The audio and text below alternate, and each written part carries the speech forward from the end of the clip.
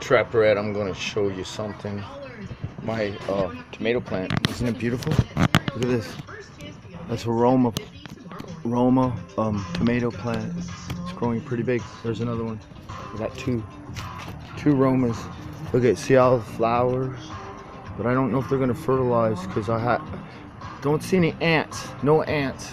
No bugs, no nothing to fertilize it. No bees are coming around, nothing. It's crazy. So she's spraying poison, Roundup, killing everything, like exterminating shit. It's fucking sick. Anyways, they probably won't even flower because how are they gonna get fertilized? Anyways, this is pepper, urbano, and then I got some more tomato right here. I have a celebrity. It's starting to flower, and two early girls. One here and one here. They're all flowering, starting to. So they're in the vegetative mode still, but they're flowering. Look at this one. See how big it is? Nice, huh? Beautiful. All right, let's go. See, look. She's squirting poison. She's gonna take out this crabgrass and weeds and stuff that grow in here. This stuff. Anyways, let's go back here to this, making a video of this project and what I'm trying to do, which is get this P0505 air code out of this Honda Civic, which has been a nightmare, by the way. So I decided I'll build an electronics lab because I need some extra tools. So as you can see, I got a little lab going, starting. Got the 6237B triple output Hewlett-Packard, a beauty, eh? Picked up real cheap, nice, perfect condition, works. Tektronix Type 453 oscilloscope from IBM. So you know they took care of it, calibrated it. This is serial number, early one too, 13,912 with a mod. Anyways, I think this one's good to what? 100 megahertz? I believe it's 100 megahertz. Anyways, this is a Hewlett-Packard 3336B, which is the better one. Synthesizer, level A generator. Yeah, it goes up to, what is it? 20.9 megahertz, I believe. Then I got a Tektronix 2221, 60 megahertz digital storage scope. But right now it needs a part for the vertical switching logic that has to do with the with the store non-store mode right here. This switch feeds into that switching logic. Anyways, getting on to the Civic. Oh, my flukes. I bought a lot of 7 8010M-05 fluke meters.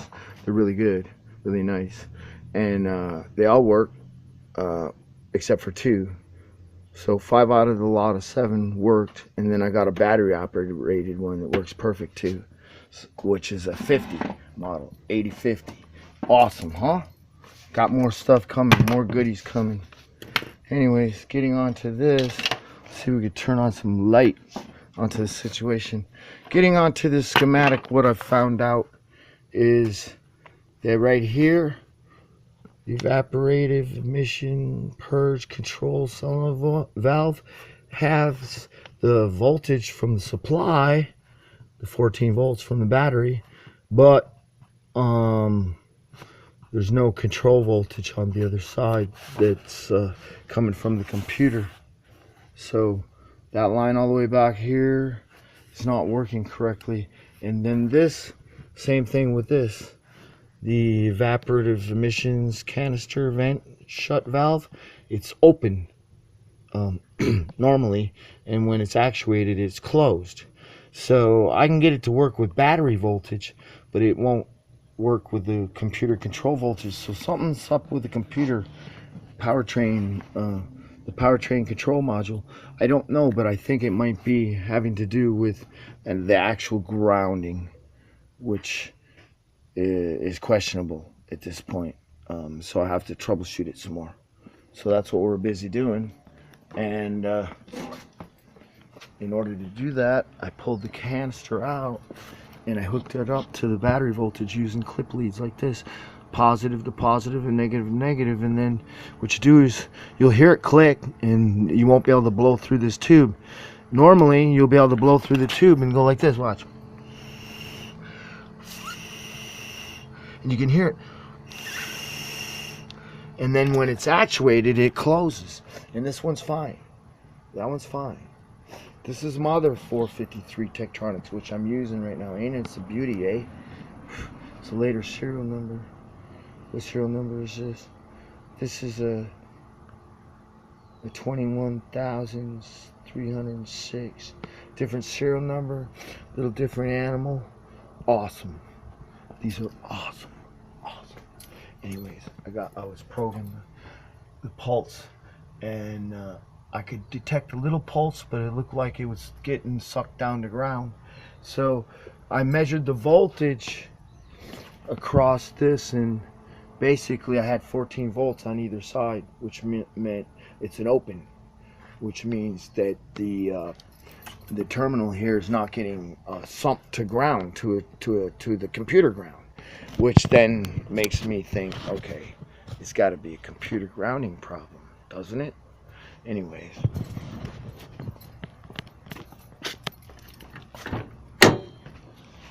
here's the box.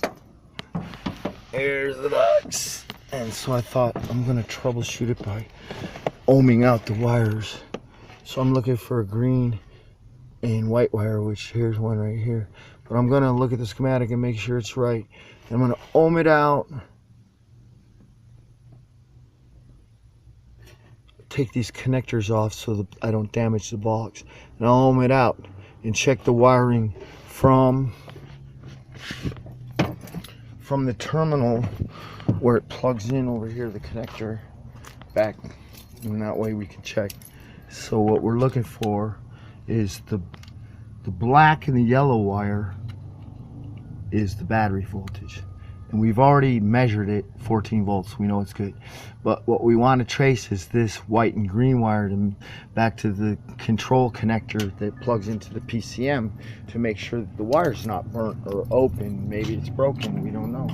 So that's what we're going to have to do, and I have to locate that on the schematic, and then I can make another movie of it, maybe. I don't know.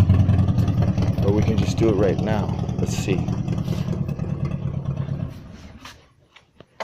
And put on my cheater glasses here so I can see a little better. Yeah, my Ugg glasses. Okay, so then this is what we're looking at right here, the canister. So one line is, the orange line is pin 7, light green, white. So follow it, light green, white, 7.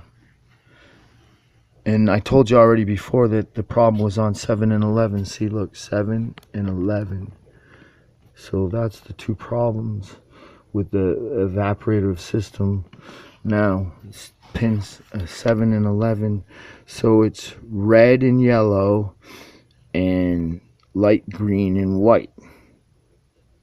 Alright, so that's what we're looking for, and when I locate it, I'll suss it out and I'll tell you what it is, but I can't make a movie of it right now, and this one's getting too long. So this is Trapper Red.